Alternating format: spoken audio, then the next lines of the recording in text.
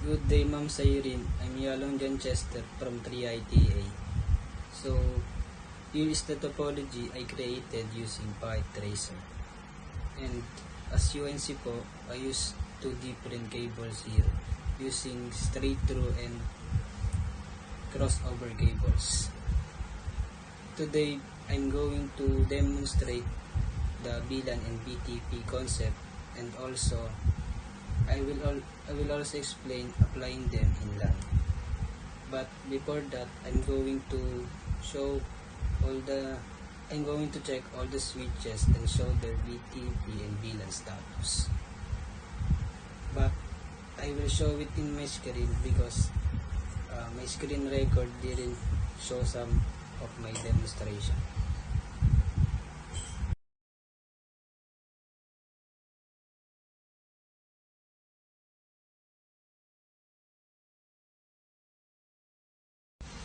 VLAN or Virtual Local Area Network. A VLAN is a virtual segmentation of a physical LAN into separate logical networks. It allows devices on different VLAN to act as if they are on different physical networks, even though they share the same physical network infrastructure. VLANs improve network performance, security, and manageability. Purpose: it helps in segmenting a network into smaller actions, limiting broadcast domains, enhancing security by isolating sensitive data, and reducing congestion by limiting network traffic within VLANs.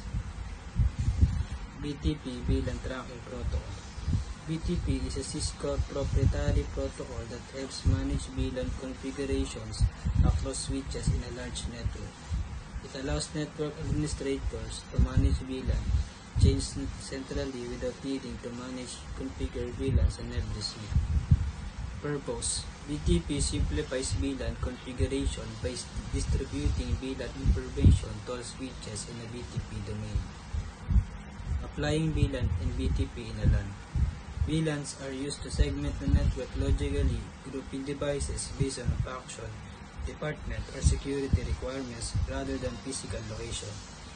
This reduces broadcast traffic and enhances security by ensuring only devices in the same VLAN can communicate directly with each other. This setup enhances flexibility, scalability, and network management in large LANs where VLANs are frequently updated or changed. That's all po. Thank you.